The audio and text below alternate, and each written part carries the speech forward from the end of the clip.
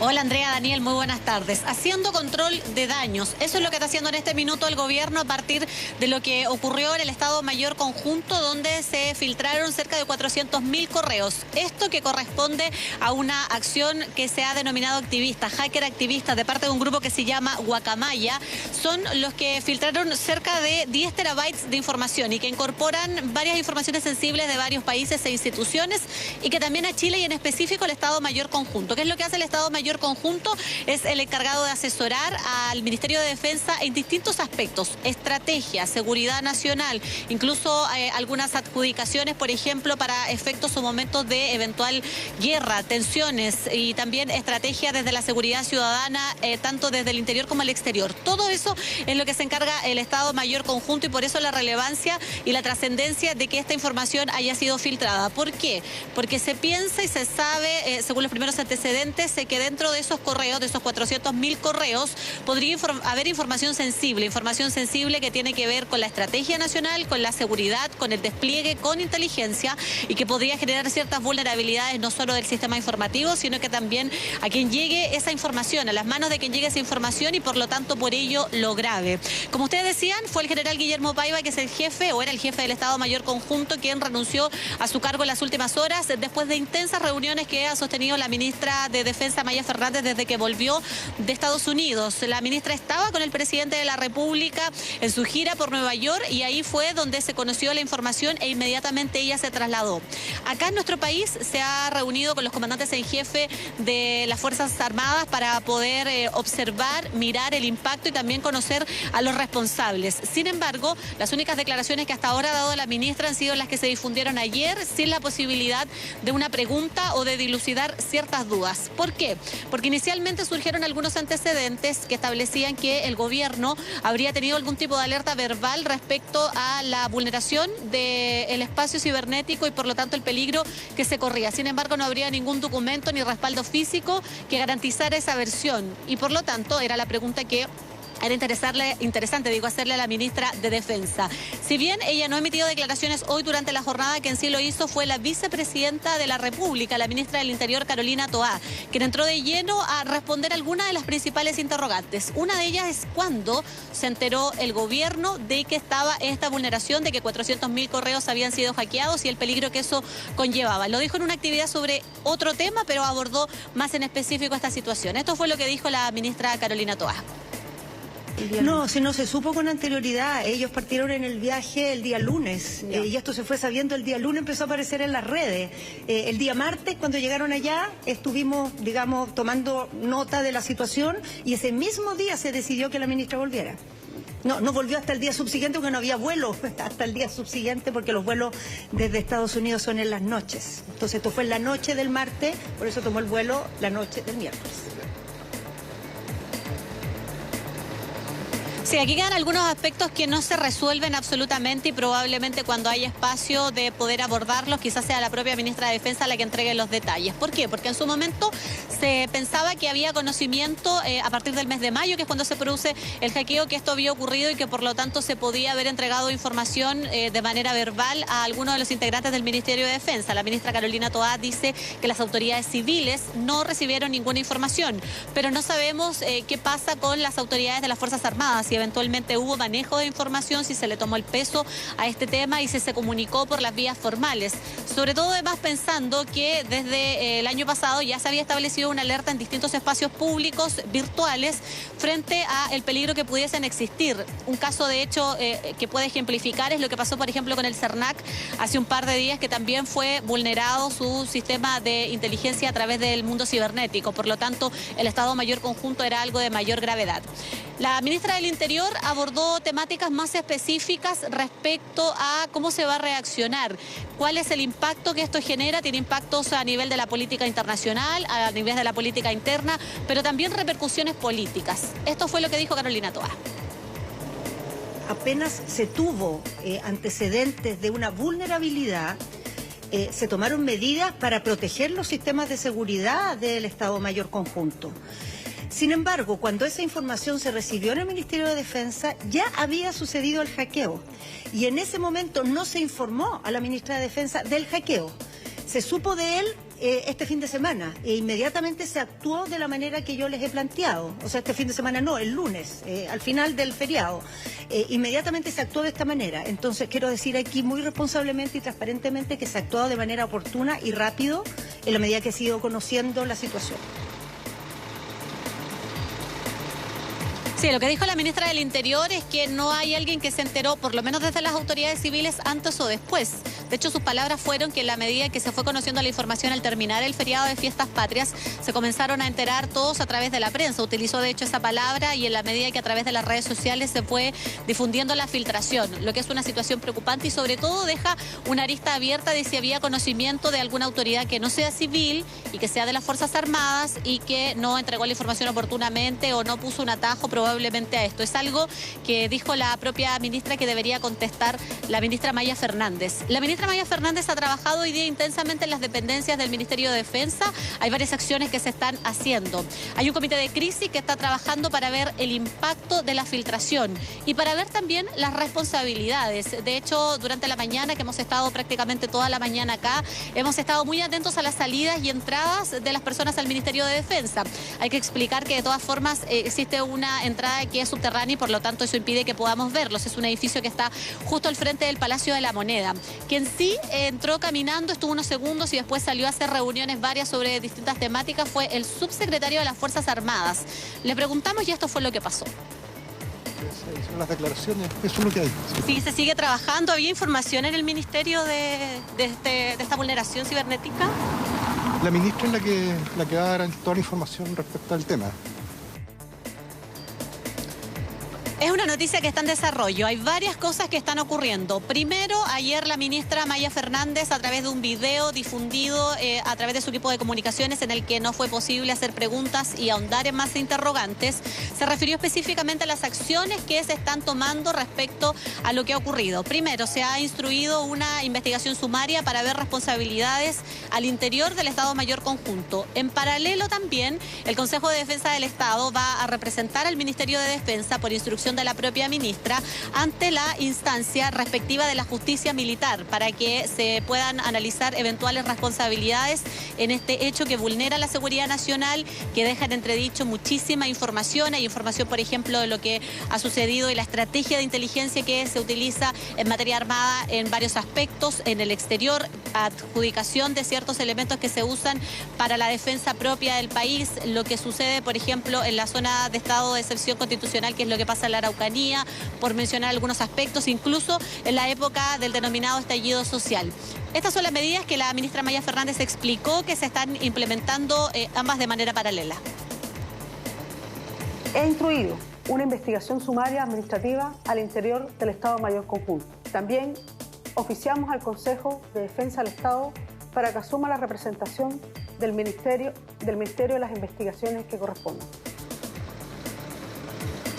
Sí, hay varias informaciones que van a ir probablemente en desarrollo, Daniel, Andrea, y también para quienes nos están viendo. Primero, naturalmente, es quizás la ministra de Defensa que ahonde muchísimo más en esto. Hoy día no está pronosticado que ella pueda dar ninguna versión de prensa, tampoco ninguno de los subsecretarios, y por lo tanto ahí todavía surgen algunas dudas respecto a cuál era la información que manejaba el general Paiva, qué fue lo que detonó su salida, si había, por ejemplo, también información por parte de los comandantes en jefe de las Fuerzas Armadas que estuvieron reunidos varias horas acá en las dependencias del Ministerio. Y lo otro también es la propia versión del general Paiva respecto a lo que él habría hecho en su momento. Durante esta jornada él ha dado una entrevista a un diario, la cual va a salir publicada durante las próximas horas y seguramente puede ahondar algún tipo de detalle respecto a ese tema, respecto a su responsabilidad y cómo se habrían generado los hechos. Exactamente. Katy Ibáñez, muchas gracias. Vamos a ampliar lo que ha sido la declaración del general Paiva al diario de La Segunda.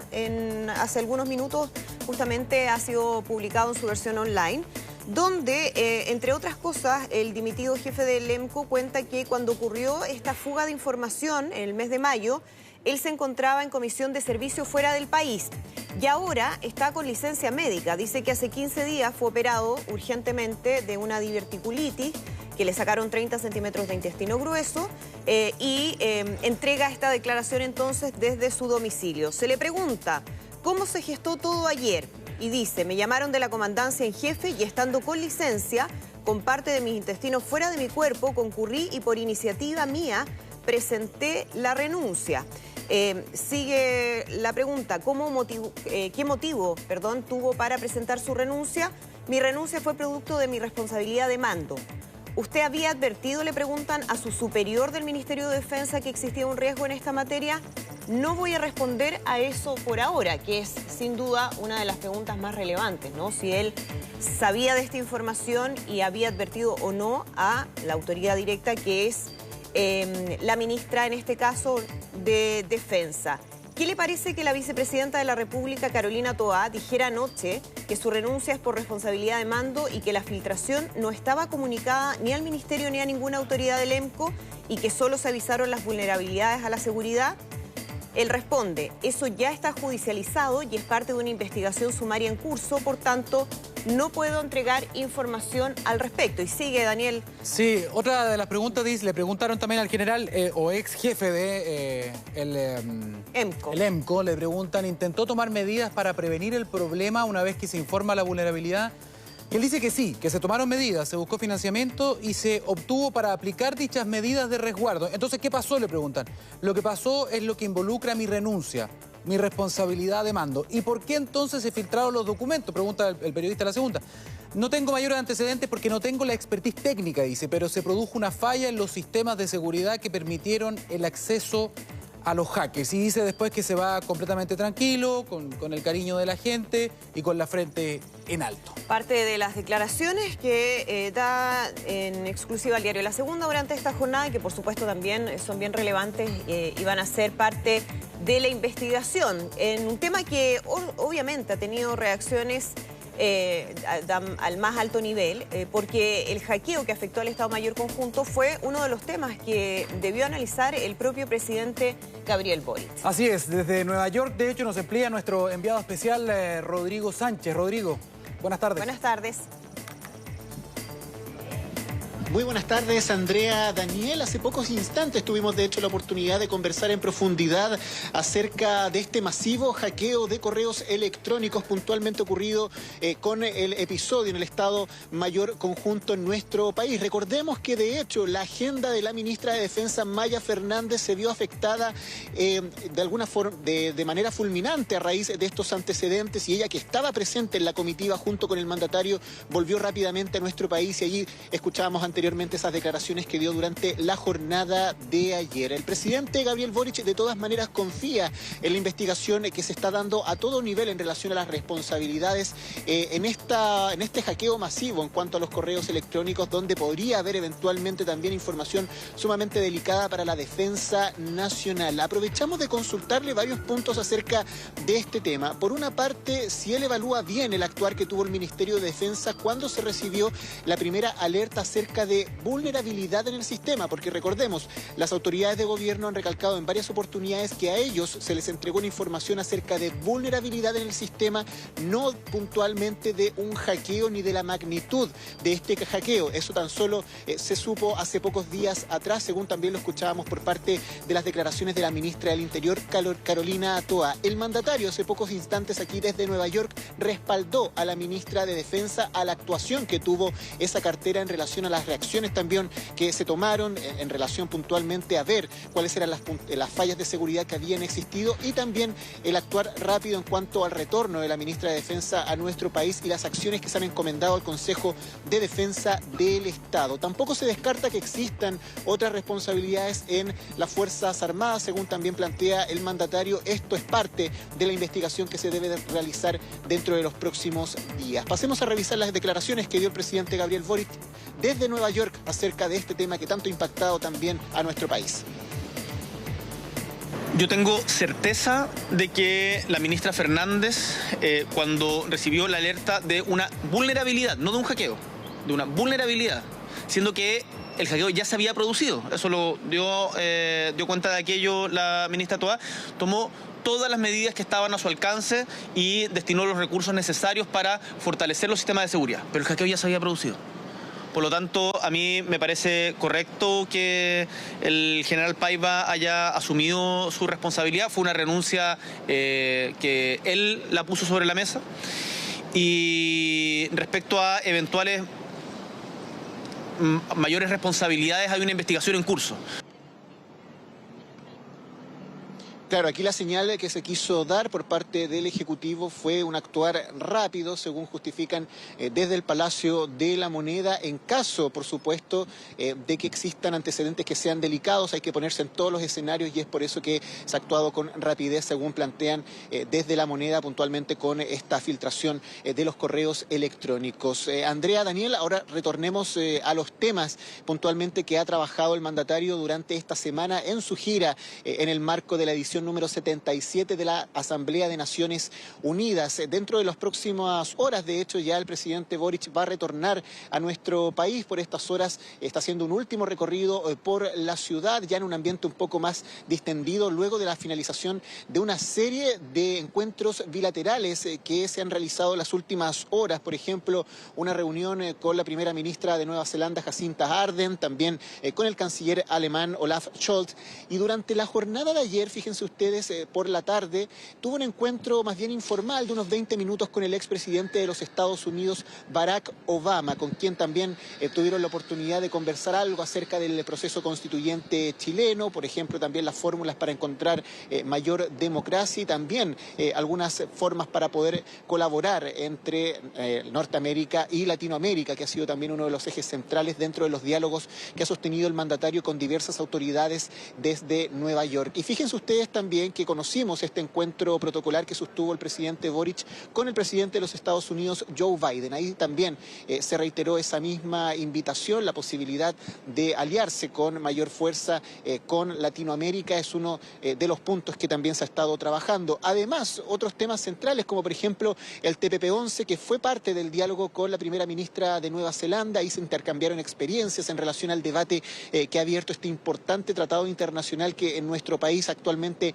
se encuentra en el Senado y que ha tenido bastantes críticas por una parte importante de la coalición oficialista. Así que ante eso también el mandatario ha sacado algunas lecciones, según también se confidenciaba, y por supuesto se han entablado diálogos con distintos mandatarios y autoridades internacionales al respecto. La agenda medioambiental también ha sido un punto esencial. La invitación en invertir en Chile, en fijarse en el hidrógeno verde, en el cobre, en el litio, ha sido parte de los diálogos. Y además, un punto que marcó la agenda, fíjense ustedes, fue lo ocurrido durante la tarde de ayer en un conversatorio donde participó el presidente Gabriel Boric en la Universidad de Columbia, junto con varios estudiantes interesados en conocer acerca del proceso que ha experimentado Chile puntualmente con el proceso constituyente, desde el estallido, el cauce institucional que se le dio a las demandas ciudadanas y también el trabajo que realizó la convención, con la incógnita hoy en día de cómo continúa este proceso constituyente. Se le consultó allí una alumna, fue la autora de esta pregunta, qué es lo que iba a pasar con Chile de ahora en adelante, con esta nueva etapa del proceso constituyente, y ahí el mandatario fijó varios puntos importantes desde la visión del Ejecutivo a cómo se debería ir entablando este diálogo. Planteó plazos acotados, también la participación de expertos dentro de los diálogos que se van a dar rumbo a esta nueva Carta Magna, algo que impactó también el debate político en nuestro país. Hubo algunas críticas por parte de la oposición y también algunas dudas por parte de los partidos oficialistas de si es bueno que el gobierno entre a esta cancha en relación a los mecanismos, a los contenidos, o si más bien debería mantenerse ajeno a la discusión constitucional. Pasemos a revisar lo que planteó el presidente Gabriel Boric desde Nueva York acerca de este importante debate que se está dando en materia constitucional. Tenemos absolutamente claro que nuestra prioridad es hoy día enfrentar las urgencias de los chilenos y chilenas. Y por lo tanto, tanto mediante el presupuesto que se presenta en 2 semanas más, como mediante gestión y gobernanza, vamos a abordar con principal énfasis la seguridad, el alza del costo de la vida, las listas de espera, el tema de vivienda, a propósito del plan de urgencia habitacional que hemos lanzado con el ministro Montes. Así que en eso no tengan dudas, vamos a estar en la misma página y ojalá contemos con la colaboración de todos los sectores para abordar estos temas que son de interés nacional. Claro, ahí el mandatario también defendía la posición del gobierno, que si bien es cierto, ellos tienen una visión acerca de esta nueva etapa del proceso constituyente, no han dejado de lado las tareas principales, cumplir con el programa de gobierno y sobre todo hacerse cargo de las demandas ciudadanas que hoy en día están sobre la mesa. La crítica de los partidos de la centro derecha apuntaba directamente a eso, que en vez de preocuparse de algo que hoy en día está radicado en el legislativo, el gobierno debería dedicarse a gobernar. Bueno, ahí estaba también la respuesta del presidente Boric acerca de ese punto. Y hablando de gobernar y de las reformas también que está impulsando el Ejecutivo, fíjense ustedes que hoy se ha instalado la duda nuevamente en relación al cronograma de la reforma de pensiones. Probablemente la reforma que va a concentrar la mayor atención en lo que queda de año, considerando la necesidad de avanzar en pensiones de calidad, una de las demandas ciudadanas principales, y sobre todo pensando en las distintas visiones que hay tanto en el oficialismo como en la oposición, para encontrar un mecanismo que de alguna manera logre proteger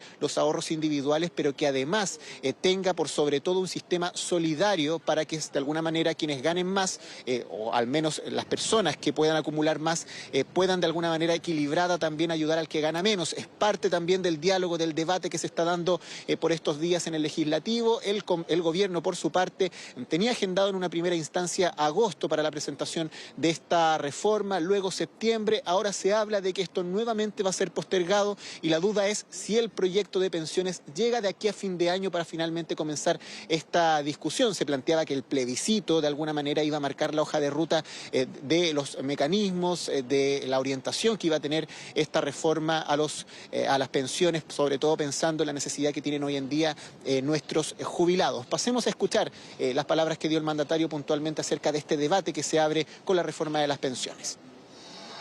El actual que tenemos en Chile no da el ancho, y que después de haber trabajado toda una vida, la gran mayoría de los chilenos tiene pensiones que no les alcanzan para vivir. Esto se va a presentar prontamente. Nos hemos tomado tiempo porque sabemos que el diálogo prelegislativo y tratar de llegar al acuerdo más amplio posible es importante, porque justamente no queremos repetir experiencias anteriores, insisto, con responsabilidades compartidas de todos los sectores, en donde por diferencias políticas finalmente la ciudadanía es la que termina sufriendo las consecuencias.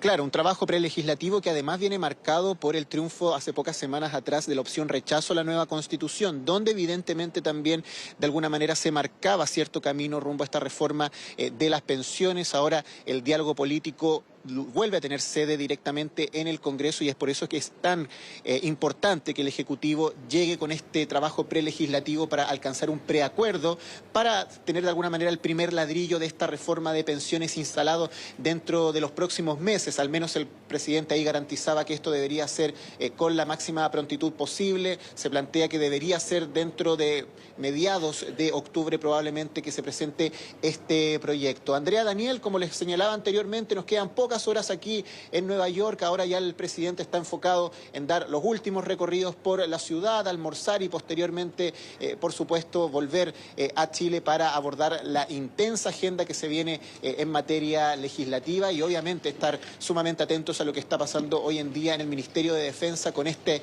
conflicto que se ha generado puntualmente con el Estado Mayor Conjunto y la filtración masiva de estos correos electrónicos. Quedamos atentos aquí en estas últimas horas desde la Gran Manzana. De todas maneras, varios temas que se vienen para el gobierno los próximos días. Rodrigo Sánchez, gran trabajo también desde Nueva York. Muchísimas gracias y buen viaje de retorno. Que estén muy bien. Impecable. Chao, Rodrigo. Muchas gracias, un abrazo, que estén muy bien. Bien, ponga atención con esto. Una intensa búsqueda se vive en la región de Coquimbo tras la desaparición de un astrónomo británico. Sí, un científico